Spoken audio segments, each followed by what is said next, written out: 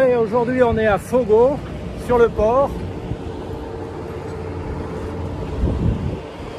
On est arrivé hier et il y a Georges qui est venu nous voir sur la plage. Enfin, je suis allé le voir avec l'annexe et il nous a proposé pour aujourd'hui, dimanche, d'aller faire le tour de l'île et de découvrir Fogo.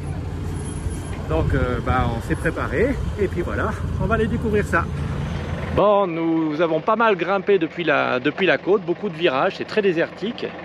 Et là, on est sur le bord de la coulée de 1951, coulée du volcan principal de l'île.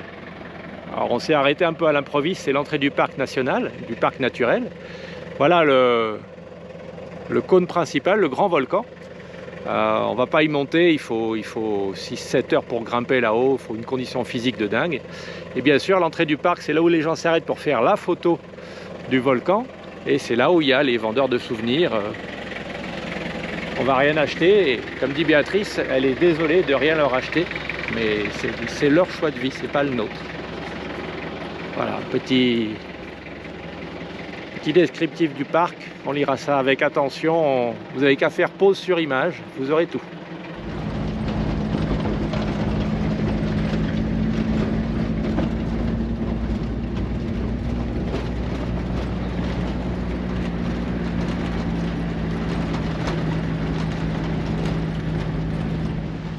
Bon, nous voilà dans l'enclos.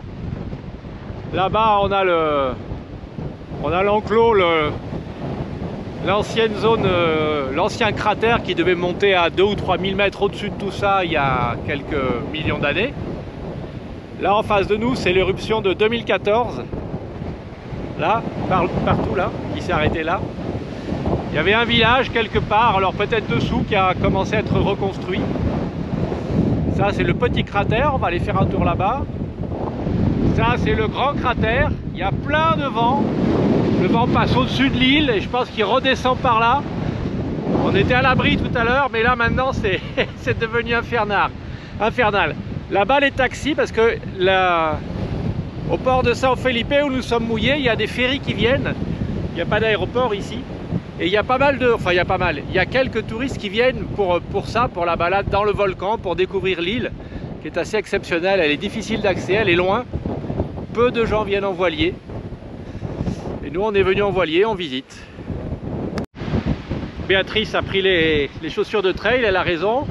Moi, je suis en sandales de randonnée. Ça devrait le faire. Ouais, on était à l'abri du vent jusqu'à présent. On était sur la côte sous le vent et protégé par l'enclos, donc c'était très tranquille, probablement même un peu chaud pour randonner.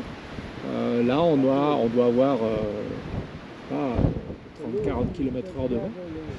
Il n'est pas frais, mais ça va être tonique. Bon, ça grimpe un petit peu, pas de trop pour le moment. Il y a du vent. Béatrice ne sent pas, on va pas à son rythme, parce qu'on n'a pas toute la journée finalement. Donc elle a demandé à ce qu'on la distance un peu, et puis elle va nous attendre tout à l'heure. Je vais essayer de lui ramener des belles images. Tout le trajet est plein de petits trous comme ça.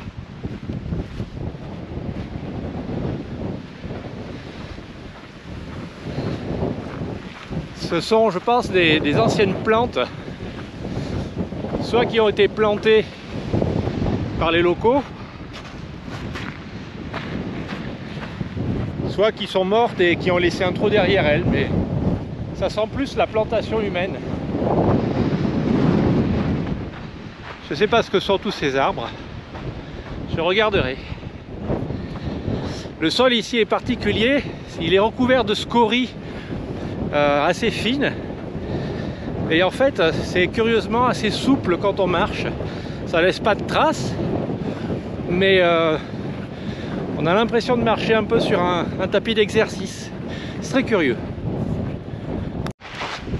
Bon, malin comme je suis, j'ai pris mes sandales de randonnée. J'ai négligé le fait qu'en marchant sur un sol un peu sablonneux, un peu recouvert de scories, j'en avais place sous la plante des pieds. Ça va le faire. J'aurais mieux fait de faire comme Béa, prendre les chaussures de trail ou les petites chaussures de rando fermées. Enfin. Bon, j'ai ramassé un petit morceau de scorie qui est tout mignon, tout brillant, plein de composés métalliques, j'imagine. Alors, comme sur tous ces volcans, je vais faire une hypothèse, moi qui ne suis pas géologue. Tout ça sont des scories explosives. Et ce sont des morceaux de roche fondue qui sont chargés de gaz lors de l'explosion ou avant même, qui dégazent au moment de l'explosion, mais la roche se refroidit très vite. Et ça fait des espèces de beignets. C'est très très léger. C'est plus léger que du chamallow. Ah bon sang. Notre guide a un rythme d'enfer. La marque, c'est être capable de tenir une conversation en randonnée. Voilà.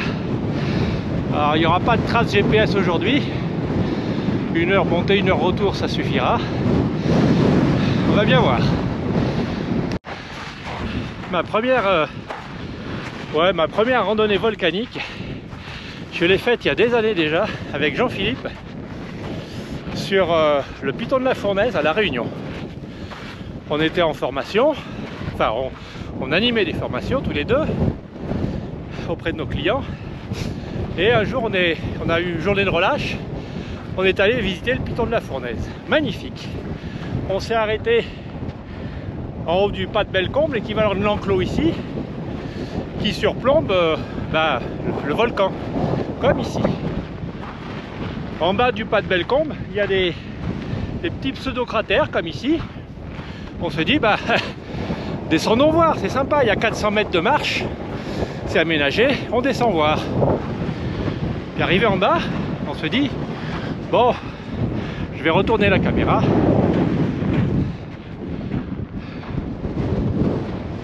Peut-être pas aussi haut qu'ici, mais presque. On se dit, allez, regarde Stéphane, regarde Jean-Philippe, il y a des petites taches de peinture sur les cailloux qui montent au sommet du volcan. Il doit y avoir un sentier, on va voir. On va voir. Allez. Alors on était dans la même tenue, hein. Short, t-shirt, lunettes de soleil, et c'est tout. Rien à boire, rien à manger, des chaussures inadaptées, enfin bref. La totale des touristes. Et on monte le piton de la Fournaise. Le sommet est extraordinaire. Il y a 3 cratères. Et donc on se dit, bon, il fait beau, il n'est pas encore trop tard. Il y a grand soleil. On fait le tour. Allez, on fait le tour. Et on a commencé à faire le tour. Et là on a pris du vent, du brouillard, une espèce de pluie. Il s'est mis à faire froid, à faire chaud. Bref, on a cuit comme des homards qu'on mettrait dans une bouilloire. On a fait notre tour quand même, inconscient. Coup de soleil. On est redescendu du piton de la Fournaise. Ça, c'est facile. C'est de la descente dans les scories, ça descend tout seul. Puis après, il a fallu remonter les 400 mètres pour revenir au pas de Bellecombe, récupérer la voiture. Ça, c'était une autre histoire. Mais le meilleur, je le garde pour la fin. Certains connaissent. On était assoiffés et affamés, évidemment. Au bout de, je sais pas, 4, 5 heures, 6 heures peut-être, j'en sais rien, de randonnée, en altitude, dans de l'air sec, c'était difficile. Et on redescend la route vers le lagon, les, je sais pas, 15 ou 20 ou 25 km. Et au milieu de la route, vous ne devinerez jamais ce qui nous a accueillis. Un restaurant savoyard. On s'est boulotté tous les deux une tartiflette, je vous raconte pas. Une tartiflette à La Réunion, après avoir fait le tour du piton de la Fournaise, ça c'est le summum. Bon, je reprends, j'espère que avec le micro directionnel vous m'entendrez un peu. On est garé quelque part là-bas, la petite voiture rouge, je ne sais pas si vous le voyez. Béatrice doit nous attendre quelque part là-dedans, je ne sais pas où, elle n'aurait pas pu monter, on va vraiment vite là. Ici, en noir, la coulée de 2014 qui vient de là-haut. Et je sais qu'elle a détruit un petit village. Alors je ne sais pas s'il est là-dessous ou s'il est là-bas. On en discutera tout à l'heure à l'abri du vent si on trouve un abri. Voilà, et on va aller sur la crête là-bas, peut-être faire un petit tour et redescendre. On va rattraper les randonneurs là-bas qui vont pas très vite. Et ici, ben voilà, on a le cratère principal, le sommet, le grand sommet de l'île. Le petit sentier qu'on emprunte là, à flanc de côte du volcan principal. Donc avec le guide, vous devez peut-être voir l'angle. On est sur du, je sais pas, 50-60 degrés. C'est une pente standard, paraît-il. Les scories volcaniques s'écoulent toujours avec la même pente sur tous les volcans. Et il semblerait que ce soit de la physique. Je ne connais pas l'angle exact, mais c'est assez pentu. Le sentier est étroit. C'est le même type de sentier que celui qu'on emprunte sur le même substrat en fait. Quand on monte au Stromboli dans les éoliennes, il est un peu plus abrupt sur le Stromboli. On a obligation d'avoir des chaussures à tige montante. La plupart prennent des bâtons de randonnée puisque ça grimpe bien. Il y a des plantes un peu partout quand même au début. Et surtout, on a obligation de porter un casque puisque quelques centaines de mètres plus haut, on a le Stromboli qui crache ce qu'il peut et qui est en éruption quasi permanente, quoi. Ici, c'est beaucoup plus facile. Enfin, avec des chaussures, ça serait plus facile. Avec les sandales, je suis un âne. Bon, après le sentier dans les scories, on s'attaque à... je ne sais pas. Je ne mettrai pas le nom de sentier. Directement dans le pierrier. Donc là, il n'y a plus aucune tenue. Là, il faudrait les grosses chaussures de randonnée ou les chaussures de trail avec les gros crampons. C'est hasardeux comme passage. Je vais faire un néologisme. C'est casse-gueuleux. Bon, on arrive au sommet du petit cratère et là l'environnement change. On a des pierres jaunes, rouges, ça sent le soufre. On a le vent qui s'engouffre dans le cratère là, qui sort en faisant énormément de bruit. Je ne pense pas que ce soit encore actif, mais ça doit pas en être loin. Voilà, on est sur quelque chose de beaucoup plus rigide maintenant, un sol beaucoup plus stable, un vrai sol volcanique. Ça, j'ai les mains sèches, ça c'est des cristaux de soufre purs. Donc si on a les mains mouillées, ça fait un truc qui attaque très vite, donc c'est pas bon, faut faire gaffe. Et là il pleut pas, donc ça craint rien. Voilà, on a des petits cratères latéraux qui s'ouvrent par-ci par-là. Bon là il en sort rien, hein, et c'est tant mieux. De là-bas, vous avez des ahuris qui descendent le cratère principal. Alors quand je dis des ahuris, descendre dans un champ de scories, c'est facile. On se laisse glisser tout droit, sans aucun virage. Et les scories nous amortissent, c'est très confortable. Voilà le petit cratère. On vient de là-bas.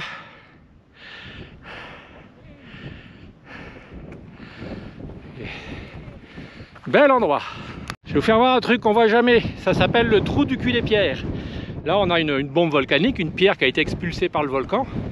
Et hop, elle a son petit derrière à elle. Rigolo, non? Ouais, je le mettrai peut-être pas dans le film, ça.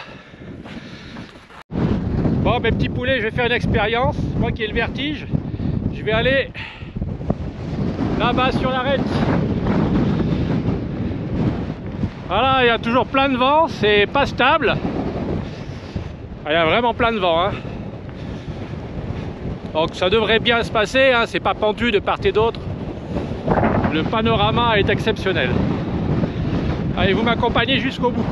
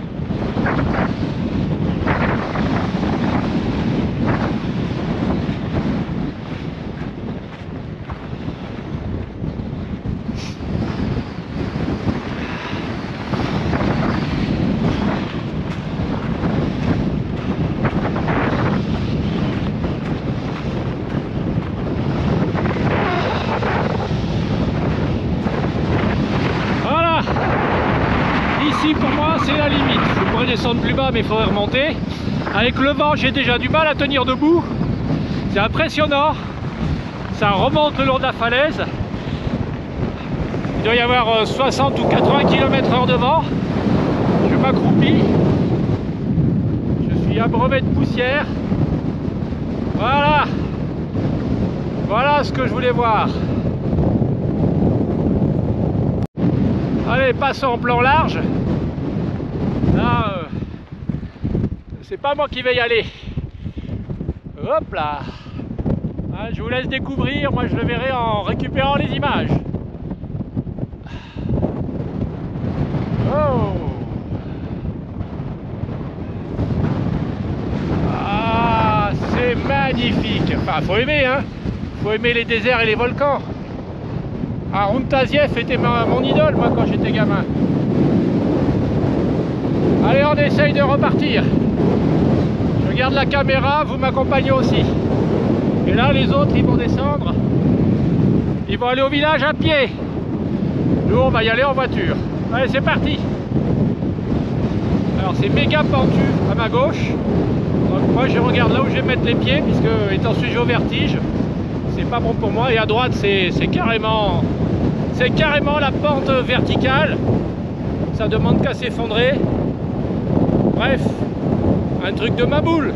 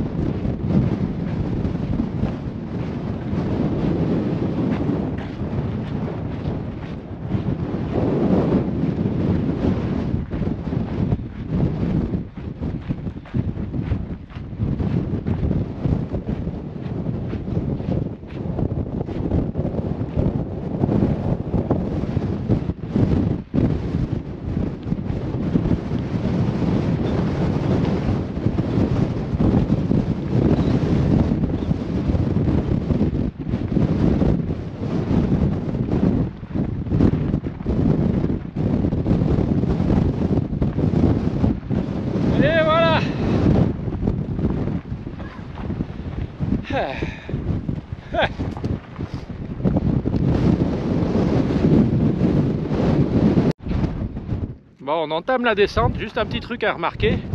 Ici, donc c'est le cratère de 2014 qui a fait s'écouler partout dans la vallée et qui a détruit le village là-bas. Et donc il y a déjà des morceaux qui se sont effondrés au fond. Et ici, on a une fissure qui longe, qui va jusqu'à l'autre tronçon de cratère. Tout ça, ça demande qu'à s'effondrer, à faire petit à petit un cratère commun. Alors les randonneurs là, qui descendent de là-haut, c'est très élevé, je sais pas, de 2007 je crois, un truc comme ça. Il peut y faire froid, ils sont tous habillés avec pantalons longs, bonnets, doudounes, et ils ont bien raison. Il peut faire un peu froid et avec le vent c'est encore plus terrible. Nous ici il y a beaucoup de vent, mais il fait très chaud, pas très chaud. Par rapport à Mindelo et au carnaval où on a eu froid, ici c'est que du bonheur.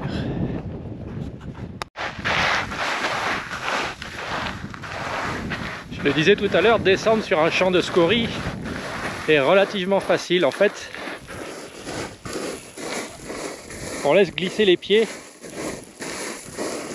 et les scories amortissent, donc c'est économe pour les genoux. Alors il y a juste un inconvénient pour moi, c'est que je remplis l'interstice entre mes pieds et les semelles de mes chaussures de petits bouts de cailloux bien abrasifs. Oh, c'est un peu désagréable, mais voilà, quand on est con, on est con. Quand on est un âne, on est un âne. Il faut assumer jusqu'au bout. Toujours dans la descente, mais là on est à l'abri d'un petit surplomb. Il n'y a plus un souffle de vent, là, 20 mètres au-dessus de moi. Il y a encore, je sais pas, 20-30 km/h de vent, peut-être un peu plus. Ouais, plus. Il fait bon, mais le vent nous rafraîchit un peu, mais il fait ici il fait chaud. Alors on va bientôt avoir le vent qui va redescendre, mais dans le Pierrier, l'été, c'est infaisable. Ça doit être infernal, il doit faire, je sais pas, 35-40 degrés. Les pierres doivent être brûlantes. C'est la bonne saison pour faire cette belle escale. Et je viens de croiser un couple de randonneurs français, là, juste à l'étape précédente. Ils sont arrivés hier par avion, donc il y a bien, je ne pensais pas, mais il y a un petit aéroport à San Felipe, pas très loin du port d'ailleurs. Bon, mon guide a encore pris de l'avance. Là, il fait son petit pipi, c'est pour ça qu'il a pris de l'avance. Il prend de l'avance, il a des chaussures fermées, ça descend mieux que moi. Et moi, il faut que je fasse gaffe parce qu'on est sur un sol hybride scorie et pierre. Donc, si on ne prend pas le bon appui, on a vite fait de déraper et de tomber. Ce qui serait dommage parce que c'est un endroit qui mérite de redescendre intègre. Des fois je dis n'importe quoi dans ces vidéos, c'est affligeant. Franchement, c'est affligeant, vous qui écoutez ça, si je l'ai mis dans le film, j'ai un peu honte de moi. J'ai un peu honte. Non, sans blague. Bon, à la réflexion, tout ça, ce sont des plantations. J'aurais dû les reconnaître hein, après presque 2 mois au Cap-Vert. Pour beaucoup, ce sont des arbustes là-bas. Les pois d'Angole, ah, ça doit résister assez facilement. Et les petits trous là, ça doit être d'anciens pieds qui ont été retirés parce qu'ils étaient trop vieux ou morts ou d'autres plantes que je ne connais pas. Les arbrisseaux là-bas, je ne sais pas ce que c'est. Il y a d'autres variétés de plantes un peu partout, mais je ne les ai pas encore identifiées. J'ai pris quelques photos. Alors, pourquoi je filmais ça tout à l'heure? On change de point de vue. Si vous ne m'entendez pas, vous me le dites, hein, je vais montrer le son. Quand nous sommes allés en Namibie, il y a quelques années, on a vu quelque chose, un phénomène qui est rarissime, qui est une énigme scientifique, apparemment pour les botanistes et les géologues. Ce sont les cercles de fées. Dans certains endroits de la Namibie, le sol est recouvert de cercles parfaitement circulaires qui font 2-3 mètres de diamètre. Il y en a partout. Il n'y a aucune plante qui pousse à l'intérieur, il n'y a pas de racines à l'intérieur, il n'y a pas de petits murets autour, ça n'a jamais été cultivé, c'est quelque chose de naturel. Il y a plein d'explications à ce sujet et il n'y en a aucune qui a pu être, à ce que j'en sais, il n'y en a aucune qui a pu être validée. Alors je vais filmer ça tout à l'heure, pourquoi? Je vous remontre. C'est que là on est sur des plantations qui, quand elles ont été retirées, laissent des entonnoirs et par endroits, alors vous le verrez pas sur le film, mais ça se voit en vrai, par endroits ils ont été en partie érodés. Et il reste une partie de la trace de la plantation. Alors là c'est particulier, il y a un petit tas de terre derrière quand les plantes ou les arbres ont été déterrés. Mais il reste des traces potentiellement anciennes, des anciennes plantes. Et voilà, ça pourrait être une explication. En Namibie, l'une des hypothèses, c'est que les euphorbes, qui sont super toxiques, tuent toute la végétation autour d'elles, parce qu'elles sont très toxiques, il n'y a rien qui peut pousser autour ni en dessous. Et quand l'euphorbe meurt, ces vestiges disparaissent, et il reste une espèce de creux de 2-3 mètres, la taille de la plante, un peu encaissée dans la terre, circulaire, puisque c'est une plante circulaire, et dans laquelle rien ne pousse, et ne poussera pendant longtemps, parce que le sol est contaminé. Voilà. Allez, je vais récupérer Béatrice dans son petit abri. Je vais essayer de l'appeler, mais je vais filmer. On est rentré.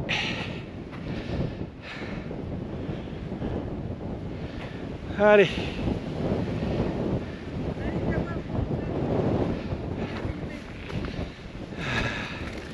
Vas-y, tu es sur la caméra là, tu peux parler. Comment faire un pot de fleurs avec une serviette de toilette? Et pour ça, m'inquiète. Et c'est dur. Hein. Étonnant. Ouais. Un petit abri pour les randonneurs. Ouais, je pense qu'il doit Peut-être il y a des gens qui habitent ou non. on ne sait pas. Je pense que ça doit être l'été pour quand il y a beaucoup de touristes. Ça, c'est un réservoir Ouais. d'eau. Réservoir d'eau. L'été, ça doit être infernal ici. Allez. Donc ça, ce sont des... Je pense que ce sont des pois, les mêmes que ceux qu'on a vus, mais moins végétalisés sur les autres îles.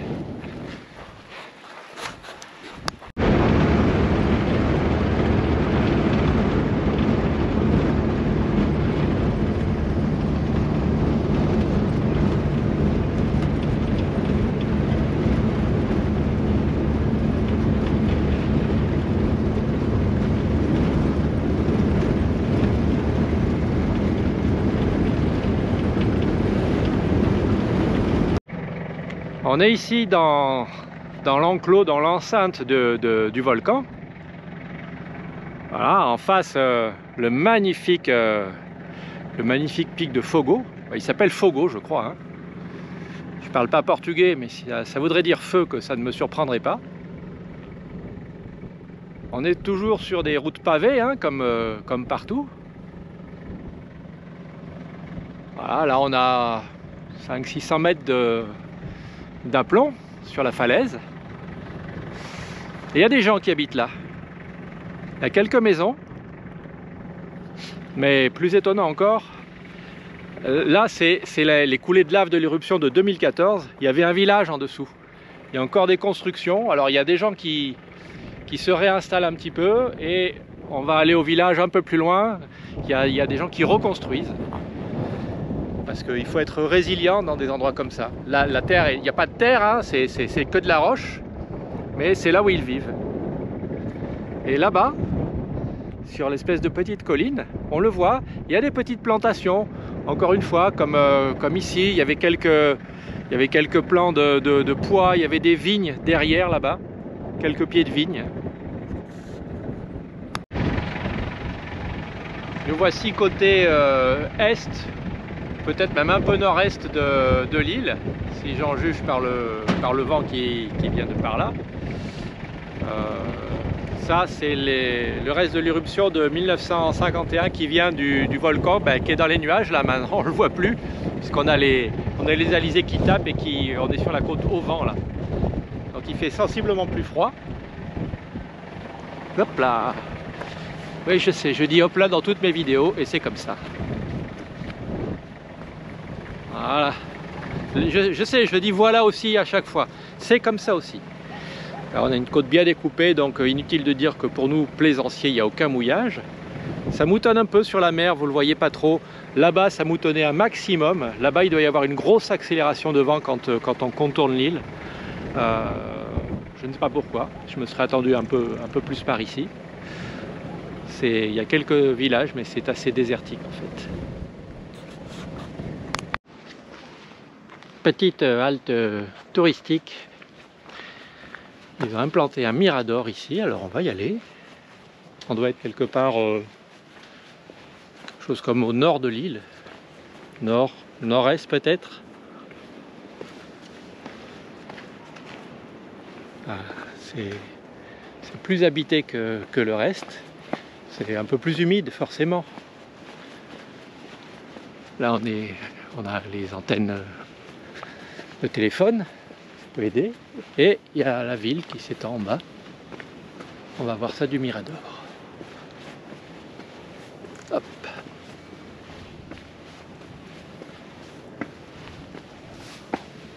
Voilà. Ici.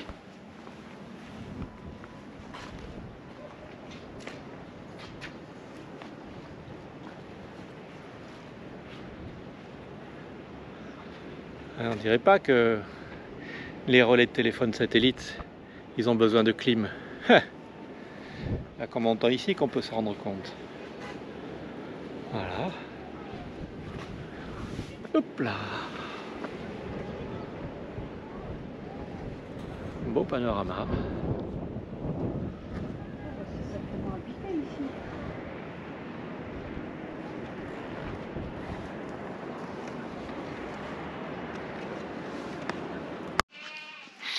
Ah, les caféiers. On en avait vu à Sant'Antao, vous vous souvenez? Ici, bon, il n'y a pas de drupes, il n'y a pas de fruits, ils ont peut-être déjà été récoltés. Mais voilà, ils sont en fleurs. Donc je ne sais pas s'il y a une saisonnalité pour les cafés. Ah, il y en a sur toute la colline. On est sur le côté nord-nord-est de l'île, donc c'est plus humide évidemment, hein. On a des manguiers, on a des bananiers, on a des papayers et des caféiers un peu partout. Chèvres, vaches. On est sur le côté agricole de l'île. Dernière petite halte de la journée, on a été manger dans un petit patelin tout à l'heure. Là on redescend sur le port. Voilà. Et notre bateau est toujours à sa place.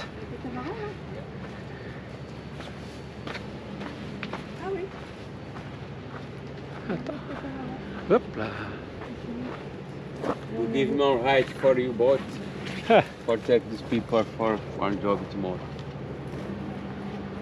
J'ai pas compris. Ils ont une question de profondeur, mais on est bien là où on est. Voilà, notre annexe est toujours au pied du cargo là-bas. Et on va rentrer et probablement on va partir demain.